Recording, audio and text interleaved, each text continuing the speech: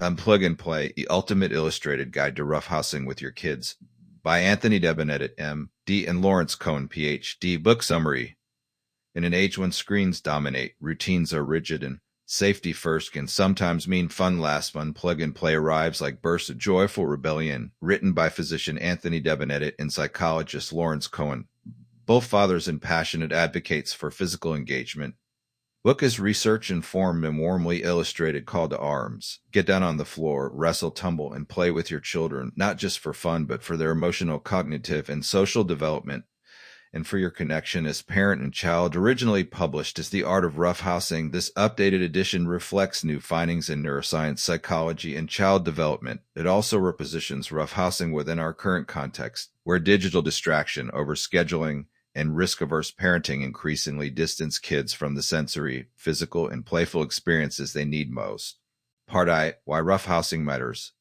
The authors begin by challenging common misconceptions. Many parents fear that roughhousing encourages violence or chaos. In contrast, DeBenedet and Cohen show how structured, joyful roughhousing enhances empathy, self-regulation, trust, and resilience. Children who engage in physical play with their caregivers are not more aggressive. They're more emotionally balanced. They root their defensive roughhousing in blend of evolution, biology, neuroscience, and psychology. Across species, rough and tumble play is seen in young mammals and serves vital purposes. Learning boundaries, strengthening relationships, building coordination, and processing dominance and submission in non-harmful ways. Key arguments for roughhousing's importance include physical benefits, gross motor development, coordination, balance, and spatial awareness. Cognitive benefits, stimulates brain, especially in the frontal cortex responsible for impulse control and executive function, emotional intelligence, encourages reading body language, adjusting behavior, and building empathy. Resilience and confidence, teaches children to take safe risks, face fear, lose, and try again, all in secure, supportive environment. Connection and trust, build stronger parent-child bonds through touch, laughter, and shared joy. They stress that the roughhousing they endorse is never about overpowering or dominating. It's about attuned, responsive, safe, and mutual play. Roman O How to Roughhouse Well. Principles, safety, and mindset. This section serves as guidebook for parents, especially those unfamiliar or uneasy with physical play. The authors provide framework rooted in 3 key values. 1. Connection over competition. Roughhousing is cooperative, not combative. While games may look competitive like pillow fights or jousting, the primary goal is connection. This shifts the emotional tone from winless to laugh earn. When parent lets child win sometimes or feigns defeat, it empowers the child while reinforcing safety and love. 2. Responsiveness over rigidity. Listening, both verbally and non-verbally, is crucial. Roughhousing teaches kids how to set boundaries, use safe words, and recognize others' comfort levels. Parents were encouraged to model asking for consent and respecting child's no or stop signal. 3. Joy over perfection. Parents need gymnastic skill or athletic ability, just willingness. The authors emphasize fun, improvisation, and emotional presence over technique. Roughhousing is not performance but connection ritual. Safety guidelines include always roughhouse in soft or padded area. Keep breakable items out of reach. Use safe words or signals to pause, stop play. No roughhousing when tired, upset, or angry. Use open hands, soft grips, and yes faces. Supervise multiple kids closely. Avoid sensitive areas like neck, face, and spine. They offer reassurance that bumped elbow or light bruise isn't failure. It's often part of the experience. What's dangerous is chronic emotion, disconnection, not occasional scrapes earned in joy. Barometer, the Illustrated Activity Guide. 45 games of joy, growth, and connection. The heart of the book lies in its rich catalog of 45 roughhousing activities designed for all age levels, from toddlers to tweens. Each game includes an engaging name, step-by-step description, age appropriateness, safety tips, illustrations to guide form and flow, developmental benefits, the emotional, physical, relational. Here are a few highlighted examples. On Human Cannonball, the child curls into ball and is gently launched onto soft surface like better couch. It simulates flying, builds body confidence, and encourages giggle-filled trust skills. Vestibular stimulation, bonding ages. 382 Magic Carpet Ride. Child sits or lies on blanket while the parent pulls him around the room. The movement mimics flight or sailing skills. Core strength, balance, imaginative play ages 2, 6. 3. Steamroller. Parent gently rolls over the child from side to side like steamroller. The child laughs and wiggles, pretending to escape. Skills, sensory integration, body awareness, safe physical pressure ages 3104. Jousting.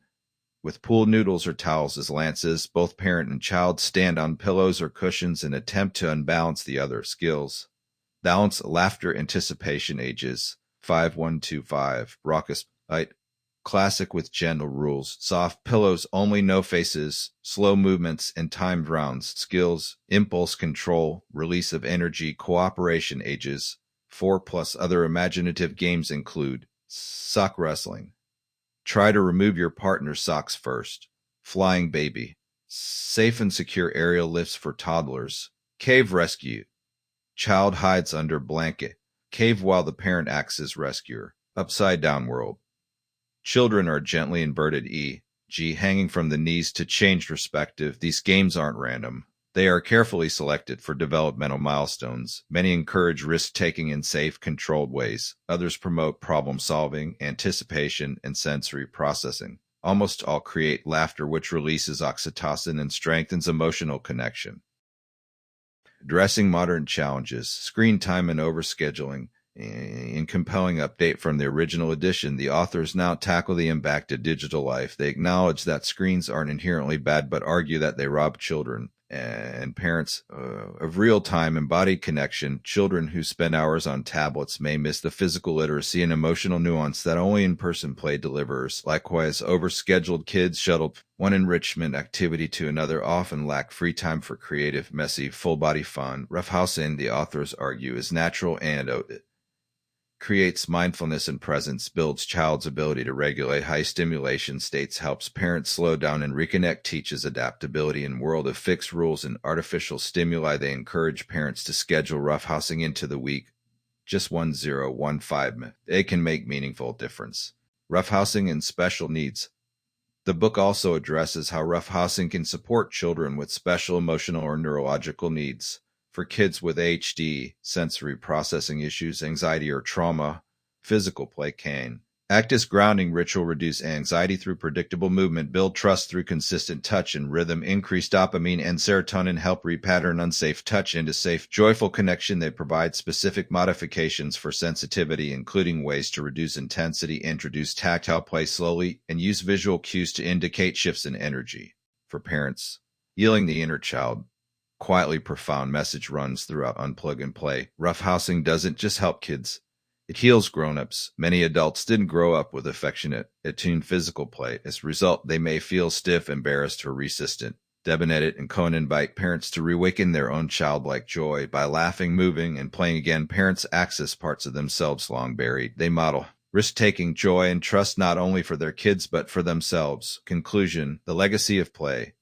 Unplug and Play closes with reminder that the best memories often come from the most chaotic, imperfect moments. Tickle session that ends in heap of laughter, silly wrestling match that becomes an emotional breakthrough. These are the moments when connection is forged. This isn't just guidebook.